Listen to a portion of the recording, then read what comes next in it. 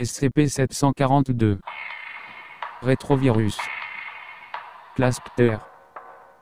Procédure de confinement spéciale. Les instances de SCP-742-1 sont conservées dans des cellules d'isolement séparées dans l'aile de sécurité maximale du site et sont nourries de kilogrammes de moelle osseuse humaine fraîchement récoltée supprimée en plus des cellules humanoïdes standards. Ration de qualité.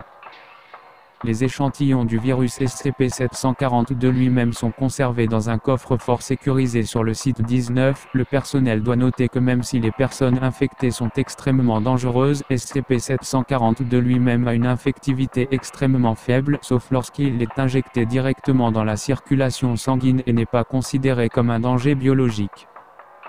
La Task Force Mobile - a été créée pour répondre aux épidémies non confinées de SCP-742 et est actuellement sur le terrain en description. SCP-742 est un rétrovirus environ fois plus complexe que tout virus naturel connu. SCP-742 infecte tous les types de cellules mais n'entre initialement dans le cycle lytique que dans les lymphocytes TLP, ce qui conduit à un état d'immunocompatibilité qui permet à SCP-742 d'infecter chacune des cellules du sujet infecté. Les cellules infectées sécrètent des hormones qui augmentent l'appétit ainsi qu'un signal composé. Une fois que l'infection complète est atteinte, la concentration de ce composé signale atteint un niveau cible et l'infection entre dans le stade 2. Au cours de la deuxième étape, SCP-742 affecte le système nerveux, provoquant la consommation excessive de nourriture riche en protéines par le sujet infecté, puis la recherche d'une zone sombre et isolée, souvent une grotte, un bâtiment abandonné ou une crypte, entre en état d'hibernation, ralentissant le métabolisme jusqu'à la mort apparente.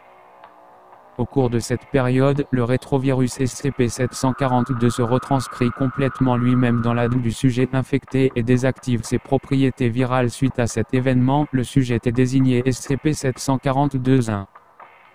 Les instances nouvellement créées de SCP-742-1 utilisent l'énergie alimentaire ingérée pendant la phase virale pour modifier leur physiologie, ce qui entraîne un organisme superficiellement semblable à un être humain mais avec un second tube digestif relié. Données supprimées au niveau de la bouche, plusieurs nouveaux organes de fonction indéterminée et un système nerveux subtilement altéré.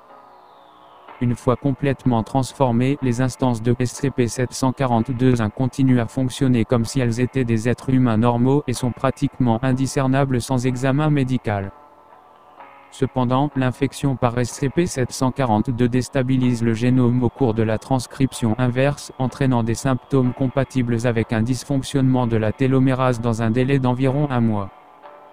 SCP-742-1 peut prévenir cela en ingérant des cellules souches humaines.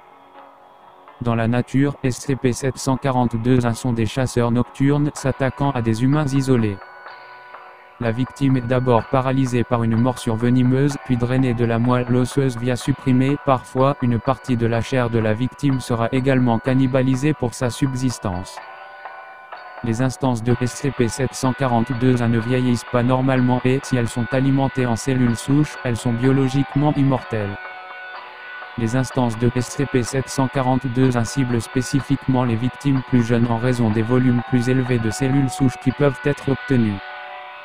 Les enfants qui ont encore des dents de lait se retrouveront avec leurs dents manquantes en plus. Données supprimées. Les instances de SCP-742-1 cibleront également les femmes enceintes afin d'entrer dans un état. Normalement, SCP-742-1 utilise des cellules souches pluripotentes de la moelle osseuse pour se régénérer et est incapable de propager l'infection SCP-742. Cependant, après avoir ingéré au moins grammes de cellules souches totipotentes typiquement d'un fœtus humain, bien que la source ne soit pas pertinente, SCP-742-1 sécrète une petite quantité de liquide rempli du rétrovirus SCP-742 du glande.